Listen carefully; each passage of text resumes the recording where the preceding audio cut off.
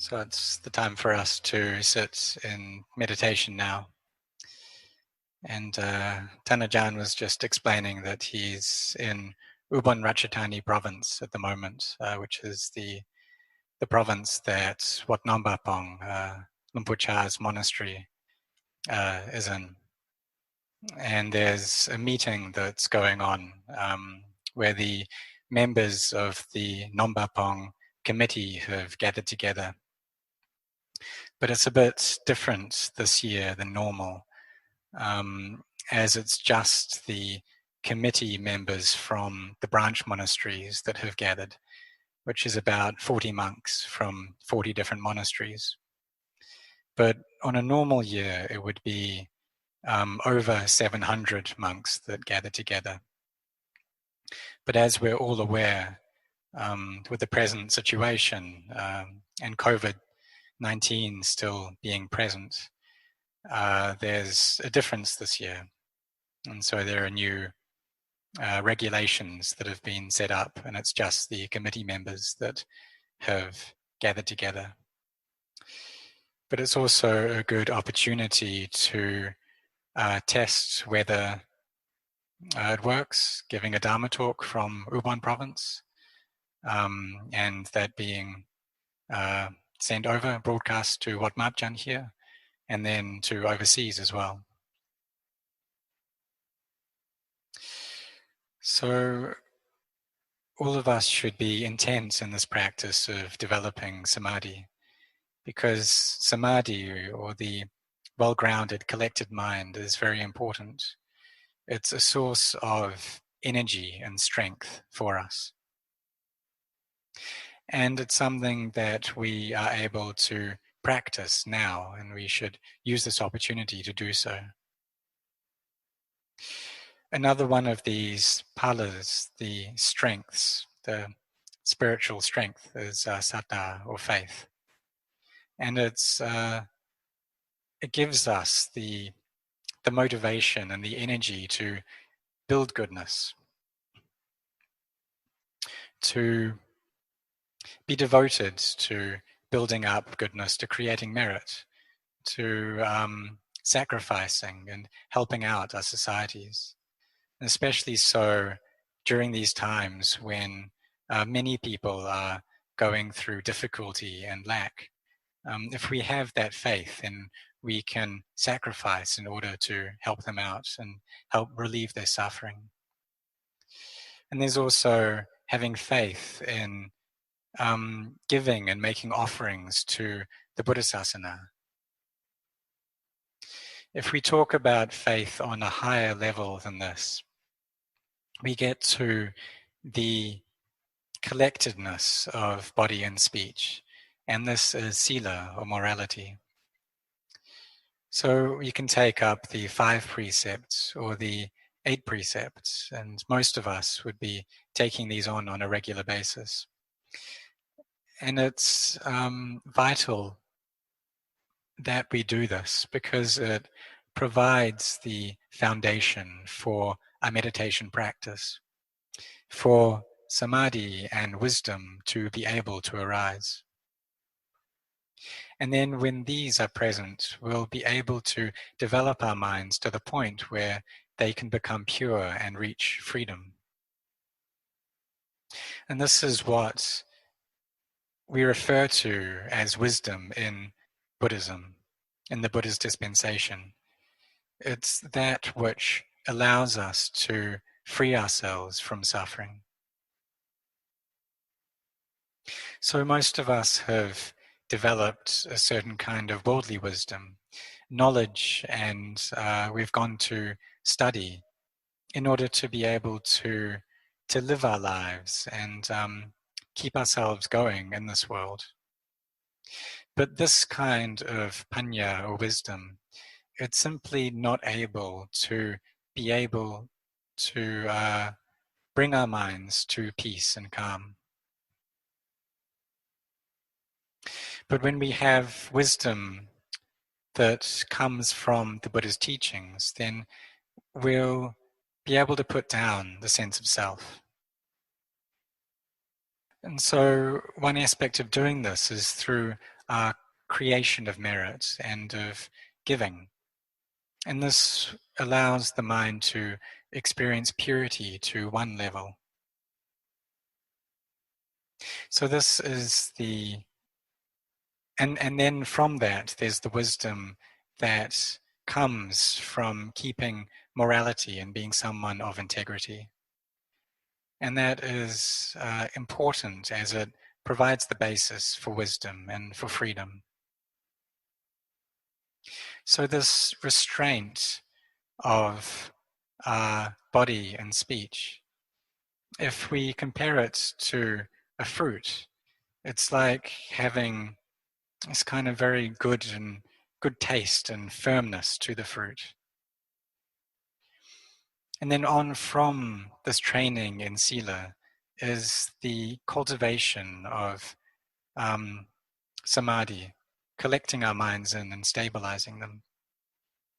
And it's something that can be difficult to develop, but we need to bring up the energy and the effort to engage in this practice and do it consistently until it develops into a habit of our hearts and it becomes a place that our minds can abide and take rest in. Just like the houses that we have externally, our physical houses, they're able to provide shelter for our bodies. If there's a lot of heat or if the weather's very cold, we can use our houses to protect ourselves from that, to alleviate any suffering that our bodies may experience from being exposed to the elements. And so we can go into our house and rest there and feel very at ease. But it's most important that we build a home for our hearts. And this home is done, the building of this is done through our meditation practice and through the cultivation of calm and collectedness of the mind. It's natural that as we develop this practice, that some days we'll be able to do it and some days we won't. But we just see that that's something that's normal and we don't worry about it. We don't worry whether our minds are going to be able to reach peace and calm every day. We just know that when samadhi is present, that it's there. When there's joy and happiness arising from the practice, we know that it's there. And when our minds aren't in a state of peace, then we know that as well. But if we carry on with this practice, this inner cultivation, and we do it without stop, then one day we will have to receive the fruits of that and experience peace of heart. We'll know what the mind that is full of joy and happiness is like, and we'll see that manifest in our own hearts. And this all comes from samadhi, or the mind that is well grounded and collected. From this stability, wisdom is then able to manifest. So for those who are able to gather their minds in to a firm and calm state, they'll feel the coolness and the peace of mind that comes from that. Some people really try to carry on their meditation throughout the day. They recite Buddha in their mind constantly, but still there may not be much peace there. So what we need to do then is to also use contemplation and investigation in our practice. And a good object of this investigation are these physical bodies of ours that are composed of the four material properties or elements of earth, water, fire, and air. And we can pick out just one of these that suits us and investigate into that. Or we can take just one part of this body, so say the hair, or the teeth, the nails, the skin, We can do that. We can look into the elements. We can try and perceive the body as being unattractive. And all of these are methods and skillful means to allow our minds to settle down, to calm them from the frantic state that they're normally in. So it's not the case that we just recite Buddha all the time. We can also look at the breath and take that as our meditation object. The breath coming in the body and leaving the body. And as we do this, the mind should feel at ease and feel a sense of contentment from that. Once it has that inner ease, we take that state of mind and investigate into the body, seeing that it's not sure, that it's unstable, seeing that it's a source of pain and difficulty for us, and it doesn't last, that it's constantly trying to break down. It's just a heap of elements that have collected together, and when they separate out, we'll see clearly that there's no self there. The seeing into not self, into anatta, is the arising of wisdom, and the perceiving into the true nature of sankharas or conditioned phenomena, seeing them in line with the truth, and our views won't be opposed to the truth. So the Dhamma that the Buddha taught, really what he was pointing to is a truth that is always here, that always exists. This truth that of not self. So we have to try and realize that within our own hearts, to see that the self is really not self. It's difficult, however, because from the very day that we were born, we've taken everything in terms of ego, and we haven't been able to see anything as not self. All the things that we experience, we take it as a me and a mine. These 10 years, 20 years, 30 years that we've been alive, or maybe longer than that, all of the things that we've experienced, all of the sense impressions that have come into our minds, any of the happiness, the suffering or dejection that we've experienced, we take that all in terms of self. Some people have experienced difficulties in their past, and they still hold on to that and feel uncomfortable or ill at ease because of that. They can't free themselves from that anguish or that feeling of being ill at ease that comes from the past, and it's a constant source of worry for them.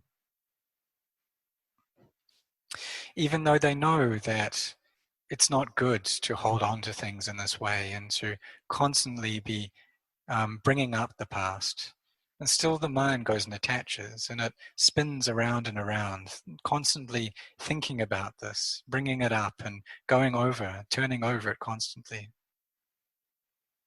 Other people may attach to anger that they have experienced before. And maybe they got angry at an instance that occurred 10 years ago, 20 years, 30 years ago, and they're still angry about it now. But they can't do anything about that. And the reason is because the mind isn't endowed with wisdom. It doesn't have the necessary level of discernment. And so then we go and attach to the past. But if we're able to perceive these events as not self, as being just supposition or convention, that the self is really not self, then we'll be able to put it down.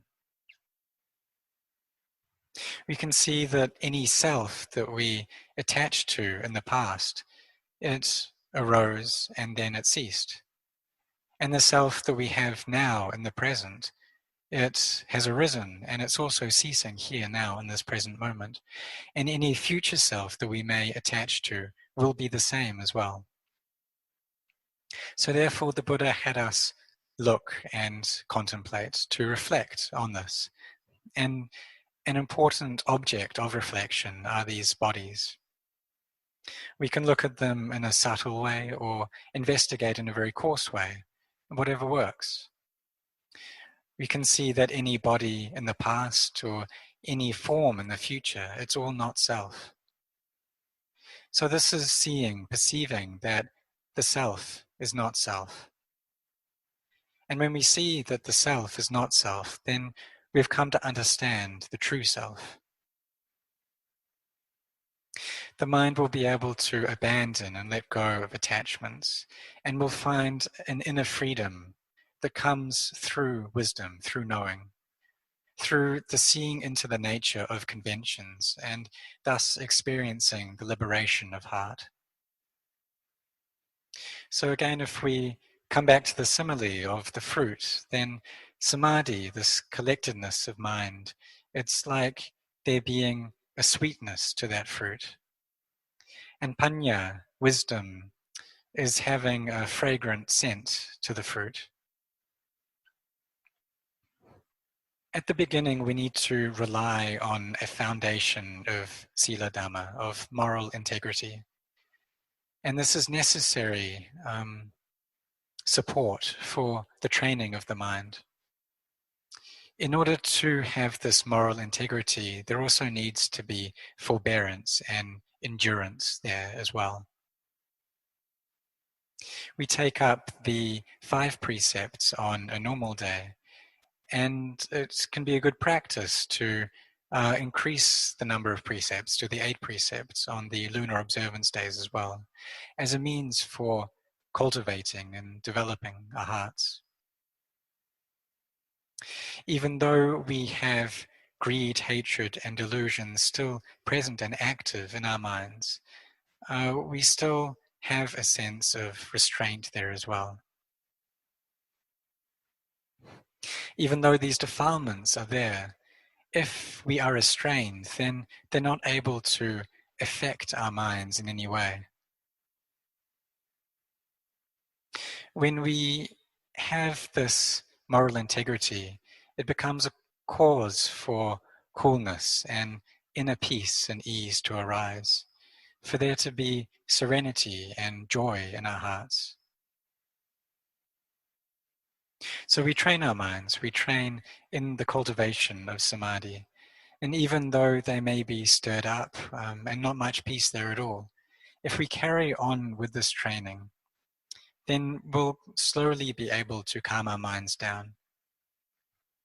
Even though there may be a lot of thinking, and the mind just goes on and on and on, thinking without stop, we can use different methods to try to alleviate that. And one method that we can try to do is to press our tongues very firmly against the roof of our mouth. Or we can stop our breath for a period of time as well. So we try this out. Really firmly press the tongue against the roof of our mouth. And the thoughts should lessen by doing this. And maybe they'll even come to a complete halt.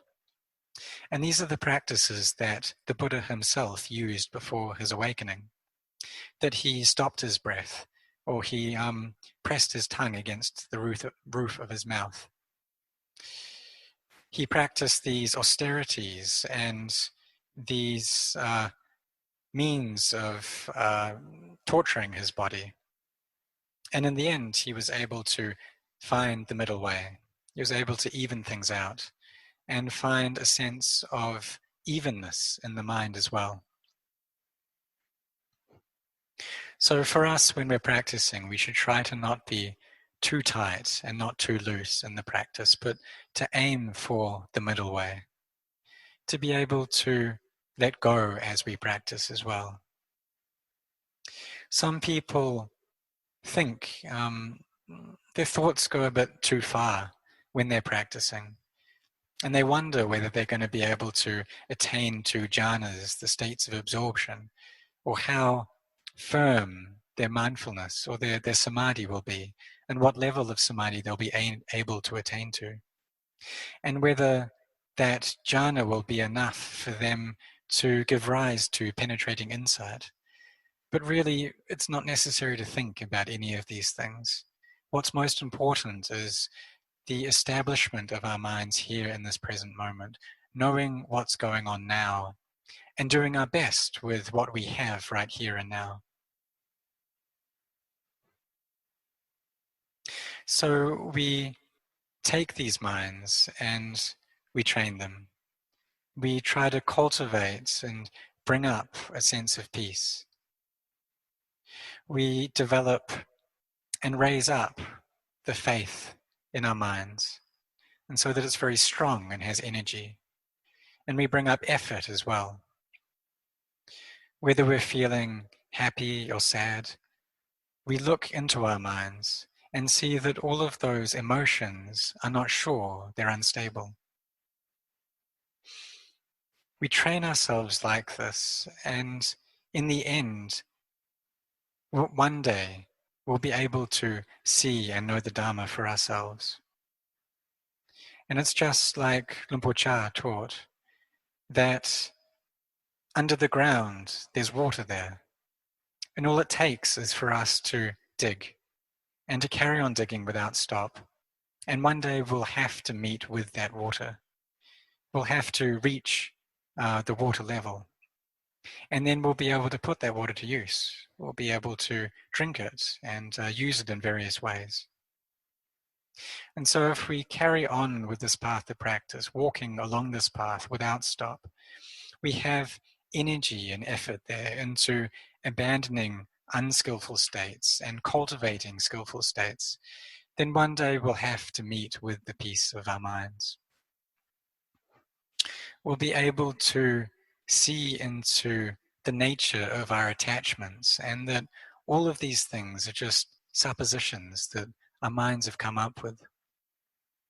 When we realize that, then the heart attains to freedom, vimutti, freedom from all of the aramanas, all of the sense impressions that we experience. So we bring up this saddha, this faith, and effort in our practice, looking at our minds and keeping our mindfulness here in the present moment with the foundations of mindfulness. So with the body, with the feelings, with the mind and Dhamma. We stay with the breath, reciting Buddha, or we can contemplate into the elements. And these are good initial practices to take up. But when our mind has gained more energy, then we'll be able to have that strength, the inner strength to contemplate further and look into the nature of Vedana, of feeling, that's there in our bodies and minds. If our mindfulness is sufficient, then we'll know that Vedana is merely Vedana. And then as our practice gathers strength, we'll be able to contemplate into the higher levels of the Satipatthana. So the mind and Dhamma. But this is a more subtle level that does take more subtleness and energy of the mind. We'll be able to see that the mind is merely the mind, that it's not sure, that it doesn't last, it changes. That all the defilements, greed, hatred, and delusion, we'll know the mind, we'll know whether they're present in the mind, and we'll know when they're absent from the mind as well, and see that these defilements just arise and cease. We won't then attach to any of them. And even when wisdom arises, we'll see that wisdom is just wisdom. It follows nature, and we won't attach to that as well. There'll be a purity that imbues the heart at that point, and a purity that comes from truth. When we investigate in a manner that allows us to see all things as being conventions, then we'll see into the emptiness of everything. So we need to try and reach this state, to touch into the nature of emptiness. When we can do that, then we'll realize our inner nature of awakening, this inner Buddha that resides in our heart. And we'll see that this nature of awakening is there within all things as well. But this requires for us to really bring up, to apply our wisdom and to investigate into the nature of emptiness, so that we are able to let go. And using the recollection of emptiness and the reflection upon emptiness as a meditation object is suitable and appropriate for those who have a strong inclination towards wisdom.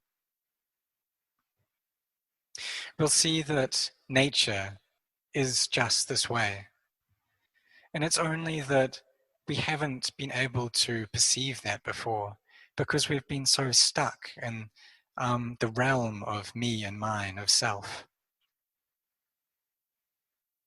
If we can separate our bodies out to a refined level, then we'll be able to see that they're just a collection of protons, electrons, and neutrons.